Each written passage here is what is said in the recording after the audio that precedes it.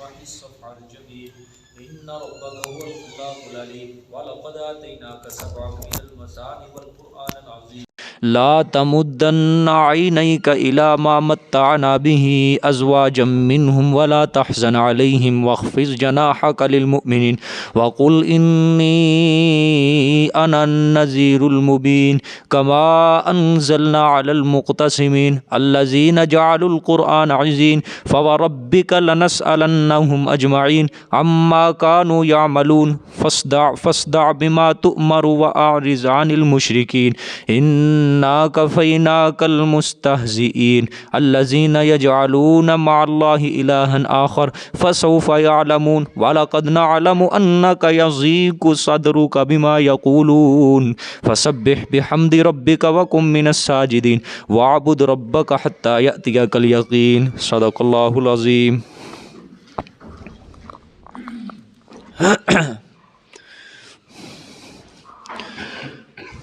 گزشتہ سبق میں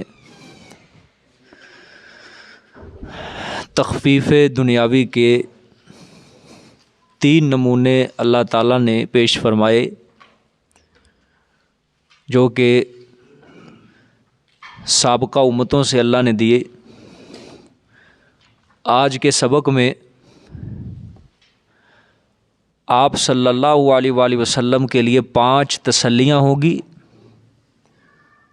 اور 2 تخویف دنیاوی کے نمونے کفار مکہ سے اور 1 دلیل عقلی. ترجمہ دیکھیں. وما خلقنا السماوات والارض وما بینہما الا بالحق. یہ پیچھے ایک دلیل اس صورت کے اندر 2 عقلی دلیلیں تھیں. پیچھے تفصیلی دلیل گزر چکی ہے. اب یہ مختصر دلیل ہے دلیل عقلی دوسری اس صورت میں. وما خلقنا السماوات اور نہیں پیدا کیا ہم نے آسمانوں کو والارض اور زمینوں کو وما بینہما اور جو کچھ ان دونوں کے درمیان ہے الا بالحق مگر ساتھ حق کے.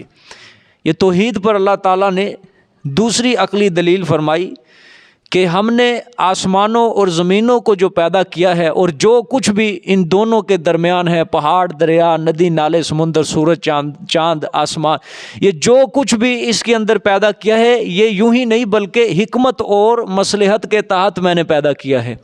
حکمت اور مصلحت کیا ہے؟ تاکہ ان چیزوں کو دیکھ کر لوگ اللہ تعالیٰ کی قدرت اور اس کی وحدانیت کے اوپر ایمان لے کے آئیں. میری قدرت کے دلائل میری وحدانیت کے دلائل ان کے سامنے ہوں. یہ اس اللہ کے احکامات کی یہ پیروی کریں اطاعت کریں. اور جو ان زمین و آسمان کے درمیان جو بستیاں نافرمانوں کی میں نے تباہ کی ہیں برباد ہو گئی ہیں یعنی دنیا کے اندر وہ اپنی نافرمانی کی وجہ سے پکڑے گئے اپنے جرم کے اندر وہ ان لوگوں کی بستیوں کو دیکھ کر عبرت حاصل کریں. جو کچھ بھی ہم نے پیدا کیا ہے یہ حکمت اور مصلحت کے تحت ہم نے پیدا کیا ہے اور اپنی وحدانیت کو ثابت کرنے کے لیے ہم نے یہ زمین و آسمان کو پیدا کیا ہے. یہ دوسری عقلی دلیل ہے. الا بالحق ہے نا جو یہ اللہ یہ اسی فرما رہے ہیں مگر ساتھ حق کے یعنی حق کو توحید کو ظاہر کرنے کے لیے میں نے جو کچھ بھی ہے یہ پیدا کیا ہے. آگے وَإِنَّ السَّاعَةَ لَآتِيَةٌ یہ تخویف اخروی ہے اور بے شک قیامت البتہ آنے والی ہے. قیامت البتہ آنے والی ہے. اگر بالفرض کسی مجرم کو اور نافرمان کو ہم اس کے جرم کی وجہ سے دنیا میں نہیں پکڑتے تو قیامت تو آنے والی ہے نا. قیامت میں ہم اس مجرم کی پکڑ کریں گے وہاں پہ پھر اس کو سزا دیں گے. اس کے کفر کی اس کے شرک کی اس کے تکذیب کرنے کا نتیجہ یہ اللہ تعالیٰ پھر قیامت والے دن ظاہر کر دے گا. ٹھیک ہے یہ تخویف اخروی. آگے فاصفح الصفح الجمیل یہ 5 تسلیاں ہوں گی آپ صلی اللہ علیہ وآلہ وسلم کے لیے. اب یہ پہلی بار تسلی ہے آپ صلی اللہ علیہ وسلم کے لیے. ترجمہ دیکھیں. فاصفح الصفح پس درگزر فرما تو درگزر کرنا الجمیل خوبصورت اچھا. ٹھیک ہے ان مشرکین سے درگزر فرما درگزر کرنا اچھا یعنی آپ غم نہ کریں ٹھیک ہے، آپ غم نہ کریں۔ کیا مطلب؟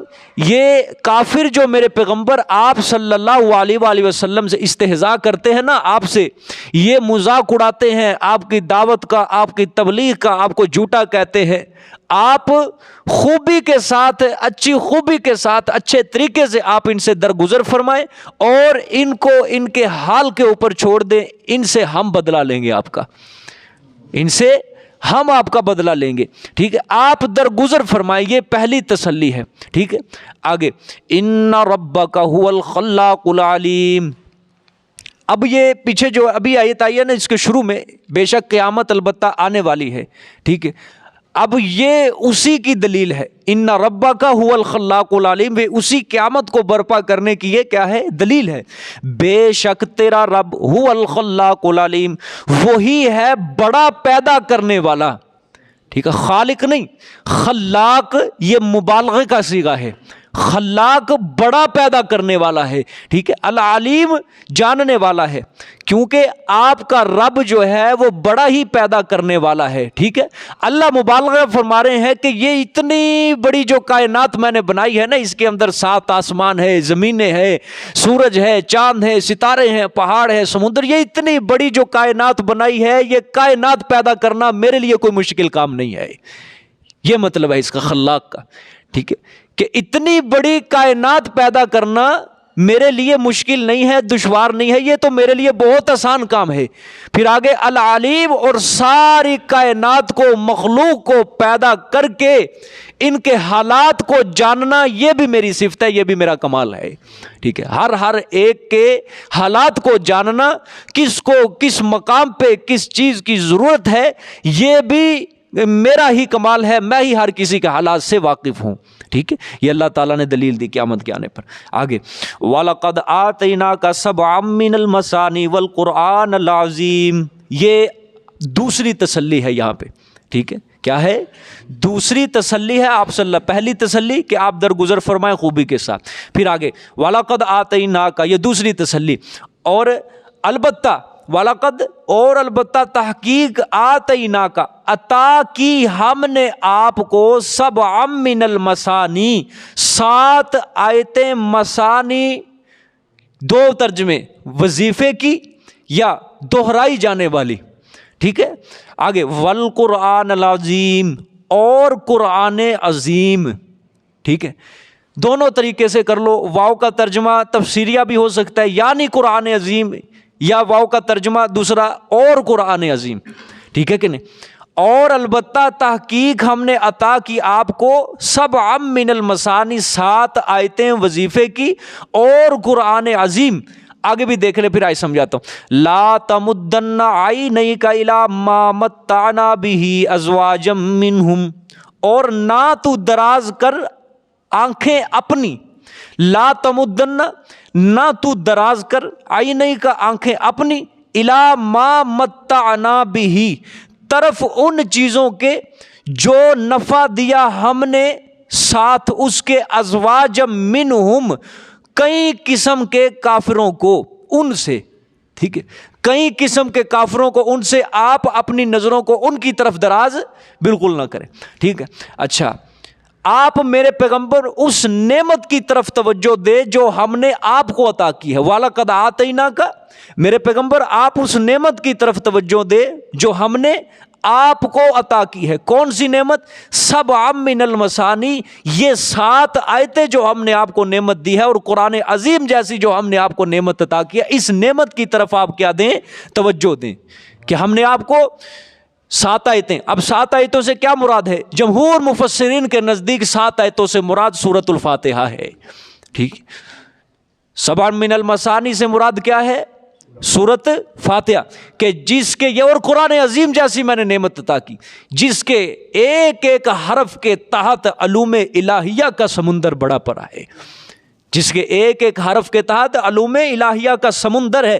اور یہ جو قرآن ہم نے آپ کو عطا کیا ہے نا، یہ تمام کتب الہیہ اور صحف سماویہ کا یہ نچوڑ ہے، لب لباب ہے، اور سورۃ فاتحہ جو ہے وہ اس قرآن کریم کا بھی خلاصہ ہے، ٹھیک ہے۔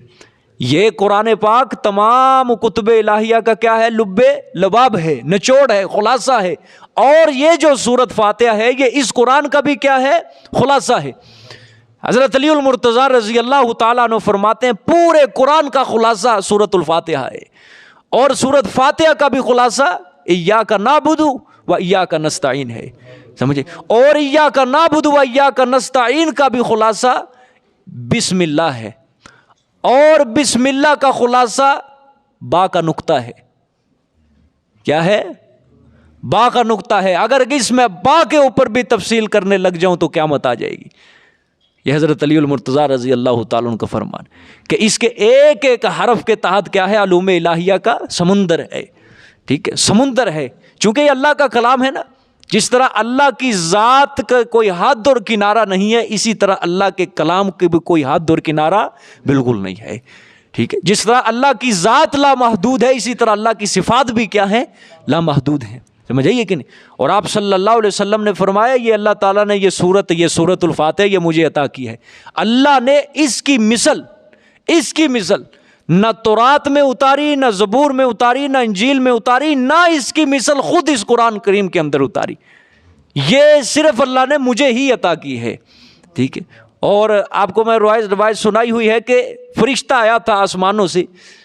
پہلی مرتبہ وہ فرشتہ آیا، ایک ہی مرتبہ وہ آسمان کا دروازہ کھولا. اس نے آپ صلی اللہ علیہ وسلم کو آ کے کہا یا رسول اللہ، اللہ نے آپ کو 2 تحفے دیے ہیں، آپ سے پہلے کسی پیغمبر کو یہ 2 تحفے نہیں ملے. وہ 2 تحفے اللہ تعالیٰ نے جو آپ کو عطا کیے ہیں وہ ایک سورت الفاتحہ ہے اور ایک سورت بقرہ کی آخری آیات ہیں. یہ 2 تحفے اللہ نے آپ کو دیے ہیں. سمجھ آ گئی ایک بات؟ اور مفسرین نے سورت فاتحہ کے کئی اسماء اپنی اپنی تفسیروں کے اندر لکھی ہیں. سورت الدعا ہے، سورت الکافیہ ہے، سورت الوافیہ ہے، ام الکتاب ہے، تعلیم المسئلہ ہے اس سورت کا نام. کئی نام اس سورت فاتحہ کے اللہ قرآن پاک مفسرین نے ذکر کیا جو حدیث شریف سے کیا ہے؟ ثابت ہیں. سمجھ آ گیا کہ نہیں؟ یہ سب المثانی سے مراد کیا ہے؟ یہ مثانی کے ایک ترجمہ دہرائی جانے والی، یعنی نماز کے اندر یہ بار بار یہ 7 آیتیں کیا ہوتی ہیں؟ دہرائی جاتی ہیں. ٹھیک ہے، وظیفہ بھی کہہ سکتے ہیں کیونکہ وظیفہ بھی ایسا ہوتا ہے جو بار بار کیا کیا جاتا ہے؟ دہرایا جاتا ہے. مثلا سبحان اللہ ہے، یہ بار بار ایک وظیفہ کرے، بار بار سبحان اللہ سبحان اللہ سبحان اللہ، وظیفہ کیا ہوتا ہے؟ دہرایا جاتا ہے. ٹھیک ہے، والقرآن العظیم، اور قرآن پاک جیسی ہم نے آپ کو نعمت عطا کی ہے. ٹھیک ہے، آگے لا تمدن عینیک الی ما متعنا به ازواجا منہم، نہ تو دراز کر اپنی آنکھوں کو طرف ان چیزوں کے جو نفع دیا ہم نے ساتھ اس کے ازواجم منہم، کئی قسم کے کافروں کو ان سے. ٹھیک ہے، ازواجم منہم سے مراد کئی قسم کے کافروں کو ان سے. یہاں پہ یہودی بھی شامل ہے، عیسائی بھی شامل ہے، مشرکین بھی شامل ہے. مشرکین مکہ سارے کافر ان کے اندر شامل، یعنی مختلف انواع قسم کے کافر جتنے بھی ہیں. اللہ فرمانا چاہتے ہیں میرے پیغمبر، ہم نے دنیا میں یہود و نصارہ کو اور دیگر دشمنان اسلام کو ہم نے نفع دیا، دنیا کی دولت دی، مال دیا، پیسہ دیا، آرائش دی، ٹھیک ہے، زیبائش دی. ہم نے دنیا کے اندر جو بھی دیا یہ بہت حقیر ہے، یہ بہت ذلیل ہے. اور قرآن پاک اور جو آپ کو علم و حکمت اور 7 مثانی جو ہم نے عطا کیا ہے، یہ دولت جو ہے ان دولتوں سے بھی آگے گزری ہوئی ہے.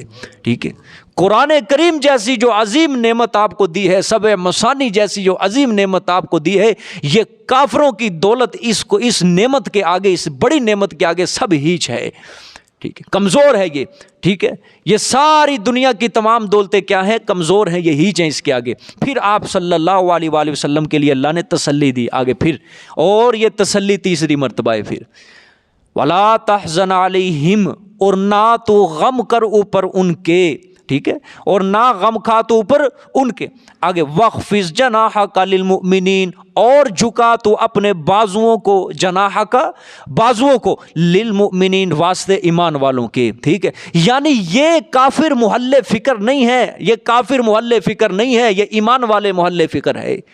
تسلی دی آپ صلی اللہ علیہ وسلم کو کہ یہ جو کافر ہیں، یہ بدبخت جنہوں نے قرآن جیسی عظیم نعمت کو قبول نہیں کیا، تو آپ ان کی محرومی کے اوپر غم نہ کریں. جنہوں نے سورت فاتحہ اور قرآن جیسی عظیم نعمت کو جنہوں نے قبول نہیں کیا، آپ ان کی محرومی کے اوپر غم نہ کریں، اور ان کافروں کی بجائے آپ ان درویشان اسلام، یعنی جو اسلام قبول کر چکے ہیں، جو قرآن اور سبع مثانی جیسی نعمت کو قبول کر چکے ہیں، قرآن کی دولت کو قبول کر چکے ہیں، آپ ان کی فکر کریں، ایمان والوں کی آپ فکر کریں۔ یہ گروہ جو ہے ایمان والوں کا، یہ آپ کی شفقت کا مستحق ہے، یہ آپ کی شفقت کا کیا ہے؟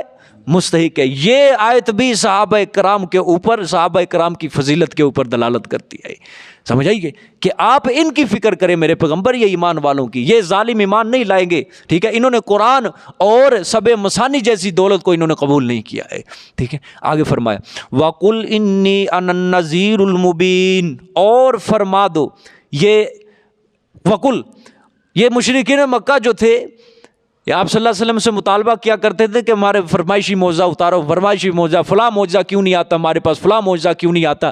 تو اس لیے اللہ تعالیٰ نے فرمایا کہ میرے پیغمبر آپ ان سے فرما دو میں صرف واضح ڈرانے والا ہوں، میں کیا ہوں؟ صرف ڈرانے کے لیے آیا ہوں، اگر تم اس کے احکامات کو قبول نہیں کرو گے تو جہنم تمہارا ٹھکانہ ہے، ٹھیک ہے؟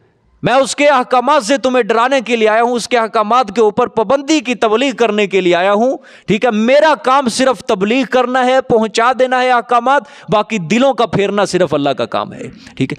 وَقُلْ، اور فرما دو، انی، بے شک میں، انا النذیر، میں ہی ڈرانے والا ہوں، المبین، صاف، ٹھیک ہے؟ میں کیا ہوں؟ صاف ڈرانے والا ہوں۔ آگے کما انزلنا علی المقتسمین، یہ اب تخویف دنیاوی کا چوتھا نمونہ ہے، اور یہ مشرکین مکہ سے ہے، سمجھ آئیے؟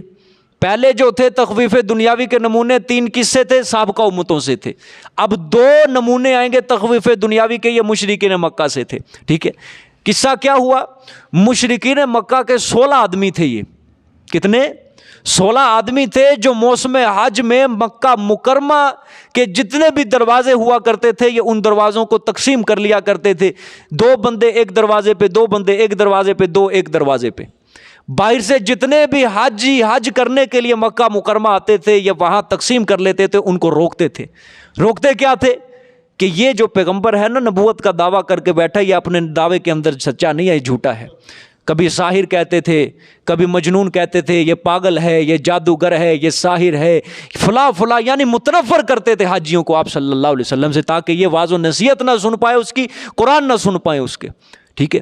تو اللہ تعالیٰ نے یہ جتنے بھی 16 آدمی تھے، یہ بڑے بڑے لیڈر تھے، ان کا لیڈر جو بڑا تھا ولید بن مغیرہ تھا، یہ سارے کے سارے جو بندے تھے ان کے کافر تھے، یہ سارے غزوہ بدر کے اندر مارے گئے تھے، یہ سارے۔ یہ تخویف دنیاوی کا کیا ہے؟ چوتھا نمونہ ہے، مشرکین مکہ سے، ٹھیک ہے؟ ترجمہ دیکھیں جی، کما انزلنا علی المقتسمین، جیسا کہ نازل کیا ہم نے اوپر تقسیم کرنے والوں کے، ٹھیک ہے؟ جیسا کہ نازل کیا ہم نے اوپر تقسیم کرنے، یعنی دروازے انہوں نے مکہ مکرمہ کیا کر لیے؟ تقسیم کر لیے تھے۔ الذین جعلوا القرآن عضین، وہ لوگ جنہوں نے بنایا، ٹھیک ہے، جنہوں نے کیا قرآن کو عضین، ٹکڑے ٹکڑے، جنہوں نے قرآن کو کیا کیا؟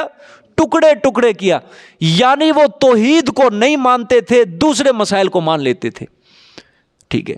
مشرکین تھے نا، جو قرآن پاک کے اندر واعظ و نصیحت کی بھی آیتیں ہیں، ٹھیک ہے، دوسرے مسائل کی بھی آیتیں ہیں، وہ مان لیتے تھے۔ جب آتی کہ توحید کے اوپر خالص کوئی آیت آتی تھی، اس کو کہتے تھے یہ نہیں ہم مانیں گے، یہ تو لے جاؤ آپ، اس کو ہم ماننے کے لیے تیار نہیں۔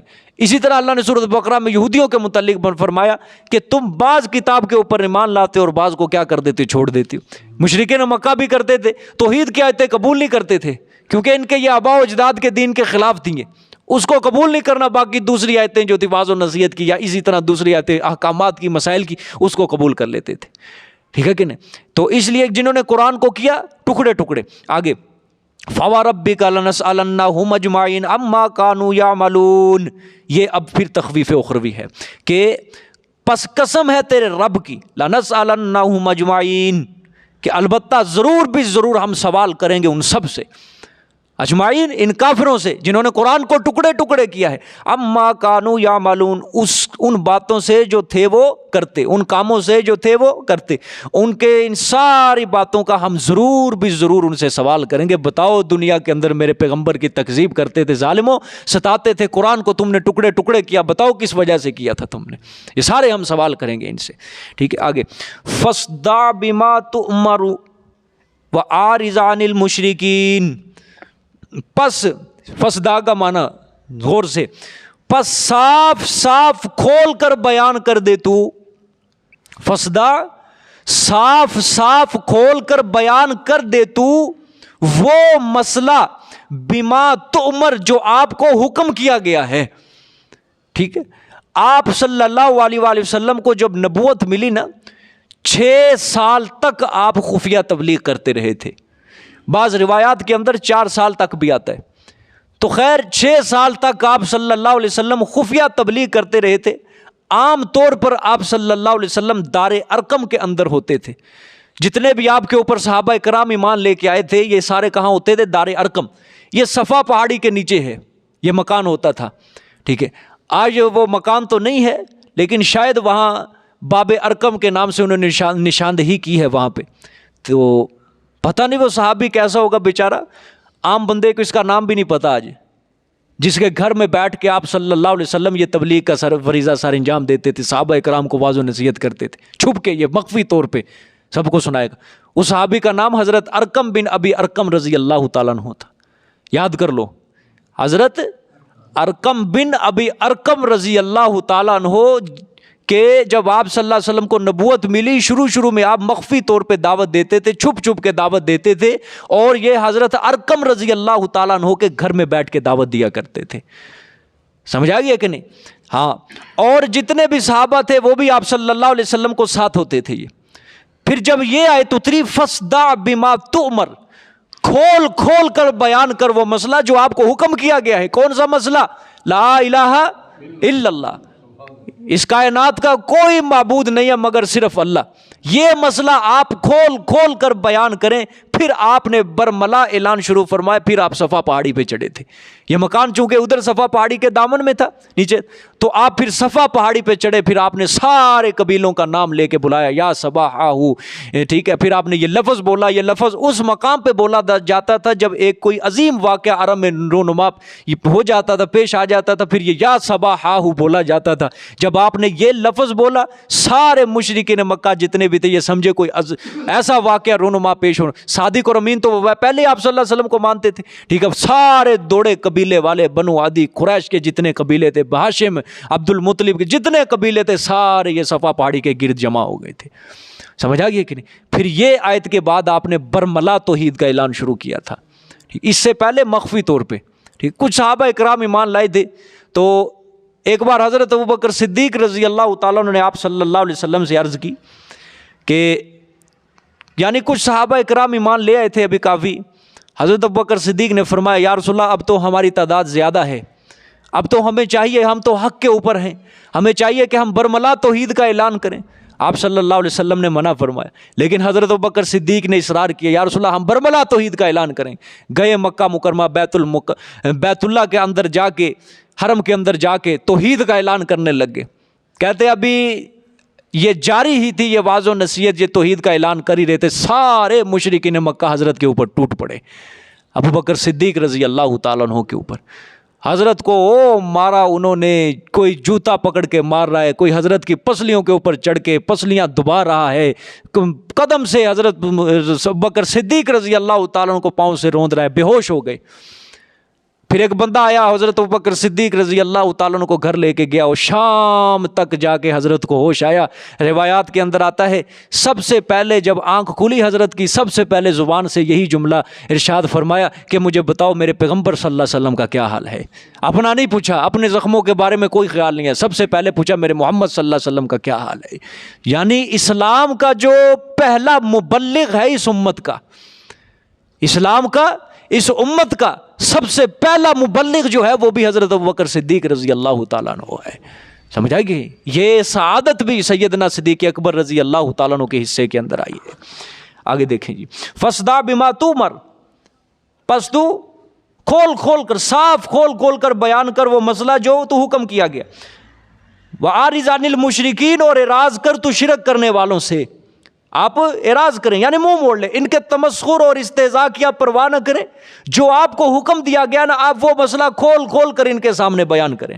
ٹھیک ہے، کیسا واضح اللہ نے آپ صلی اللہ علیہ وسلم کو یہ حکم دیا ہے ٹھیک ہے، کھول کھول کر آپ بیان کرنا ہے، چھپ چھپا کر اب میرے پیغمبر مسئلہ نہیں کرنا بیان ہے، ٹھیک ہے، اب حضرت ارقم کے گھر میں بیٹھ کے مسئلہ نہیں بیان کرنا، اب کھول کھول کے مکہ کی گلیوں میں بازاروں کے اندر یہ مسئلہ کھول کے بیان کرنا ہے۔ آپ صلی اللہ علیہ وسلم کو یہ حکم دیا اللہ تعالیٰ نے، ٹھیک ہے، لیکن آج کا مولوی مسئلہ توحید کو چھپ چھپ کبھی بیان نہیں کرتا۔ برملا تو کیا اعلان کرنا، چھپ چھپ کے نہیں بیان کرتا۔ چلو بہانہ ہے نا سب کے پاس کہ یار ہمارے پاس قوت نہیں ہے، ہم توحید بیان کریں گے مر جائیں گے، چلو ایک بندے کو پکڑ لے، ایک مقتدی کو پکڑ لے، اپنے الگ حجرے کے اندر لے جا کے اس کو مسئلہ توحید سمجھائے، یہ بھی نہیں سمجھاتے، اور مسائل کے اوپر بڑی لمبی لمبی گفتگو کریں گے، گھنٹہ گھنٹہ ڈیڑھ گھنٹہ گفتگو کر لیں گے، مجال ہے ان کے زبان سے کبھی توحید کا جملہ بھی نکلا ہو، ایک لفظ بھی توحید کا نکلا ہو، اللہ تعالیٰ کی توحید کا نہیں نکالیں گے، ٹھیک ہے۔ آپ صلی اللہ علیہ وسلم کو یہ برملا حکم دیا گیا کہ میرے پیغمبر کھول کھول کر صاف بیان کرنا ہے مسئلہ توحید، جو آپ کو حکم دیا گیا، ٹھیک ہے۔ آگے دیکھ، انا کفیناک المستہزئین، اب یہ چوتھی بار تسلی ہے اور تخویف دنیاوی کا 5واں نمونہ ہے، یہ تسلی آپ صلی اللہ علیہ وسلم کو چوتھی بار، ٹھیک ہے، اور تخویف دنیاوی کا 5واں نمونہ ہے۔ مکہ میں روایات کے اندر آتا ہے، مفسرین نے لکھا ہے کم و بیش 5 آدمی تھے، یہ آپ صلی اللہ علیہ وآلہ وسلم کے استہزاء، تمسخر، مذاق اڑانے کی نئی سے نئی صورت یہ بناتے رہتے تھے، نئی سے نئی صورت۔ کس طرح؟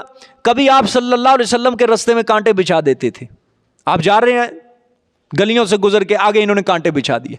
کبھی کیا کرتے، کبھی آپ گلیوں سے گزر رہے ہیں، کسی کو کہتے چل بھی یہ گزرے گا، یہ محمد بن عبداللہ صلی اللہ علیہ وسلم جب گزرے گا اوپر سے اس کے کوڑا پھینک دینا۔ کبھی کیا کرتے، عین نماز کی حالت میں آپ صلی اللہ علیہ وسلم کے اوپر گندگی ڈال دیتے تھے۔ مختلف سے مختلف صورتیں یہ بندے یہ نکالتے رہتے تھے آپ صلی اللہ علیہ وسلم کو ایذا پہنچانے کی، تمسخر مذاق اڑانے کی۔ اللہ نے اس صورت کے اندر، اس آیت کے اندر وعدہ کیا، میرے پیغمبر میں کافی ہوں آپ کے لیے، میں کافی ہوں آپ کے لیے، آپ اپنا کام جاری رکھیں، آپ اپنا مشن جاری رکھیں، میں ان کو برباد کر دوں گا، ہلاک کر دوں گا۔ روایات کے اندر آتا ہے اللہ تعالیٰ نے ان کو مختلف بیماریاں اور تکلیفیں دے کر ان سب کو ہلاک کر دیا تھا۔ یہ تخویف دنیاوی کا دوسرا نمونہ ہے، ٹھیک ہے۔ آپ صلی اللہ علیہ وآلہ وسلم کے لیے وعدہ ہے، اور یہ قیامت تک یاد رکھنا یہ وعدہ رہے گا، جو میرے پیغمبر صلی اللہ علیہ وسلم کے خلاف زبان دراز کرے گا، مسلمان چاہے اٹھے نہ اٹھے، ٹھیک ہے، چونکہ آج کا مسلمان تو ہے نا بزدل، بس گھر میں بیٹھ کے سوشل میڈیا کے اوپر سٹیٹس لگانے جتنا رہ گیا، بس یہ جس نے میرے پیغمبر کے خلاف بکواس کی ہے اللہ اس کو برباد کرے، یہ کرے، بس یہ کام کر سکتا ہے بستر کے اندر بیٹھ کے، بس تھوڑا سا لکھ کے چل سٹیٹس لگا دی، باہر نہیں نکل سکتا، یہ نہیں نکلتا، بزدل ہے یہ، ٹھیک ہے۔ یہ چھوٹا سا کام، بس چھوٹا سا رائی کے دانے کے برابر، یہ بس اپنا کہتا ہے میں حصہ ڈال دوں بس، لیکن یاد رکھنا مسلمان اٹھے نہ اٹھے اللہ تعالیٰ اس کو برباد کر دیتا ہے، سمجھ آئیے کہ نہیں؟ سابقہ دنوں میں آپ نے دیکھا ہی تھا، جس کی گاڑی کو آگ لگ گئی، ظالم سارے گیسیں اس کے اوپر ڈال رہے ہیں، لیکن وہ آگ اور بھڑکتی گئی، مر گیا، جل گیا مردود سارا۔ اللہ کا حکم ہے، اللہ تعالیٰ یہ کہتے ہیں جس نے میرے پیغمبر کے خلاف زبان دراز کی اس کو دنیا کے اندر ہی میں دکھاؤں گا، یہ دیکھ لو، سمجھ آ گیا کہ نہیں؟ ہاں، انا کفیناک المستہزئین، مستہزئین، بے شک ہم کفایت کریں گے آپ کی، بے شک ہم کفایت کریں گے آپ کی، المستہزئین، مذاق کرنے والوں سے، ٹھیک ہے، ہم ان کو کیا کر دیں گے؟ برباد کر دیں گے، تباہ کر دیں گے ان کو۔ الذین یجعلون مع اللہ الہا آخر، وہ لوگ جو بناتے ہیں ساتھ اللہ کے معبود دوسروں کو، جنہوں نے اللہ کے ساتھ دوسروں کو معبود بنا لیا، ٹھیک ہے، خود ساختہ جنہوں نے اللہ کے ساتھ شریک کر لیا، معبود بنا لیے، ہم ان کو کیا کریں گے؟ یہ استہزاء کرنے والوں کو ہم کیا کر دیں گے؟ برباد کر دیں گے۔ فسوف یعلمون، پس عنقریب وہ جان لیں گے۔ اب تو مذاق اڑاتے ہیں نا، ہم پر عذاب کیوں نہیں آتا، عذاب کیوں نہیں آتا، لیکن جب آ جائے گا پھر وہ کیا کر لیں گے؟ ان کو جان لیں گے، پھر ان کی آنکھیں اصل کھلیں گی، سمجھ آئے گی؟ دیکھیں آگے، وَلَقَدْ نَعْلَمُ أَنَّكَ يَضِيقُ صَدْرُكَ بِمَا يَقُولُونَ۔ سبحان اللہ۔ اب سورت کا اختتام دیکھو، 5ویں بار تسلی دی آپ صلی اللہ علیہ وسلم کو، اور کیسا خوبصورت اللہ تعالیٰ نے طریقہ اپنایا۔ وَلَقَدْ نَعْلَمُ، اور البتہ تحقیق ہم جانتے ہیں، أَنَّكَ يَضِيقُ، بے شک تو تنگ ہوتا ہے، ٹھیک ہے، بے شک تو تنگ ہوتا ہے، صدر کا، سینہ مبارک آپ کا، کیوں ہوتا ہے؟ بما یقولون، بسبب ان غلط باتوں کے جو یہ کہتے ہیں مشرکین مکہ۔ کیا کہتے ہیں؟ ساحر کہتے ہیں، کہ ادھر سے آپ صلی اللہ علیہ وسلم اللہ کا کلام سنا رہے ہیں اور یہ بدبخت کیا کہتے تو مجنون ہے، تو پاگل ہے، تو ساحر ہے، تو جادوگر ہے، الیاذ باللہ. یہ ان القابات سے یہ آپ صلی اللہ علیہ وسلم کو کہتے تھے، یہ القابات دیتے تھے کہ تو ساحر ہے، تو مجنون ہے. ان باتوں سے میرے پیغمبر میں جانتا ہوں آپ کا سینہ کیا ہوتا ہے، تنگ ہوتا ہے. ٹھیک ہے، اس تعبیر میں کس قدر اللہ کی طرف سے اپنے پیغمبر سے محبت کا اظہار ہے. کتنا پیار بھرا جملہ ہے، محبت بھرا جملہ ہے کہ میرے پیغمبر مجھے خوب معلوم ہے کہ ان مشرکین کے استہزاء سے، مذاق سے آپ کا سینہ تنگ ہوتا ہے، آپ تنگ دل ہوتے ہیں ان کی باتوں سے. ٹھیک ہے، لیکن آپ ان کا معاملہ میرے سپرد کر دیں، میں ان سے بدلہ لوں گا اچھی طرح. ٹھیک ہے، اللہ اکبر. آگے فسبح بحمد ربک، اللہ اکبر. پس تسبیح بیان کریں آپ، پاکیاں بیان کریں آپ، ساتھ تعریفوں اپنے رب کے. یہ آپ کو حکم دے دیا گیا، پس پاکیاں بیان کر تو ساتھ تعریف اپنے رب کی. ٹھیک ہے، یعنی آپ اپنے پروردگار کی توحید بیان کریں، تسبیح بیان کریں، پاکیاں بیان کریں. وَقُم مِّنَ السَّاجِدِينَ، اور رہ تو سجدہ کرنے والوں میں. ٹھیک ہے، آپ جھکنے والوں میں، سجدہ کرنے والوں میں رہیں. یہ ٹھیک ہے، یہ کن کا معنی یہ نہیں کرنا کہ ہو جا تو سجدہ کرنے والوں سے، یہ مطلب نہیں ہے، کیونکہ سجدہ تو آپ صلی اللہ علیہ وسلم پہلے بھی کر رہے تھے،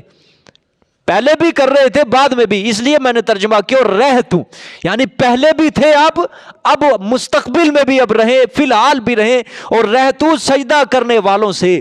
میرے پیغمبر آپ ان مشرکین کا معاملہ میرے سپرد کر دیں. یہ دن رات آپ صلی اللہ علیہ وسلم کی یہ مذاق اڑاتے ہیں، تمسخر کرتے ہیں، لیکن میرے پیغمبر میری طرف سے آپ کو حکم یہ ہے کہ آپ ہر وقت میری تسبیح بیان کریں، میری پاکیاں بیان کریں، میری توحید بیان کریں، میری حمد و ثنا بیان کریں. ہر قسم کی عبادت، کولی، فعلی، مالی، ہر قسم کی عبادت آپ بجا لیں. ٹھیک ہے، وَقُم مِّنَ السَّاجِدِينَ، اور رہ تو سجدہ کرنے والوں سے. وَاعْبُدْ رَبَّكَ، اور عبادت کر تو اپنے رب کی. قولی عبادت، زبان کی عبادت، فعلی عبادت، سجدہ، فعلی عبادت، مالی عبادت، نظر نیاز، منتیں، یہ ساری عبادتیں صرف کس کے لیے کرنی ہے؟ آپ نے اللہ کے لیے. مشکل آ جائے تو آپ نے صرف اپنے رب کو پکارنا ہے. کوئی مشکل، کوئی حاجت، کوئی ضرورت پیش آ جائے، آپ نے مشکلات میں، غائبانہ حاجات میں پکارنا ہے تو صرف اپنے رب کو پکارنا ہے. وَاعْبُدْ رَبَّكَ، اور عبادت کر تو اپنے رب کی. سبحان اللہ. آگے حَتَّى يَأْتِيَكَ الْيَقِينُ، یہاں تک کہ تجھے موت آ جائے، یہاں تک کہ تجھے موت آ جائے. میرے پیغمبر موت آنے تک، آخری دم تک، آخری سانس تک آپ نے میری پاکیاں بیان کرنی ہے، میری حمد و ثنا بیان کرنی ہے، میری تعریفیں بیان کرنی ہے، میرا مسئلہ توحید آپ نے بیان کرنا ہے آخری دم تک. جزاک اللہ جی، صدق اللہ العظیم. یہ دعا فرمائیں گے.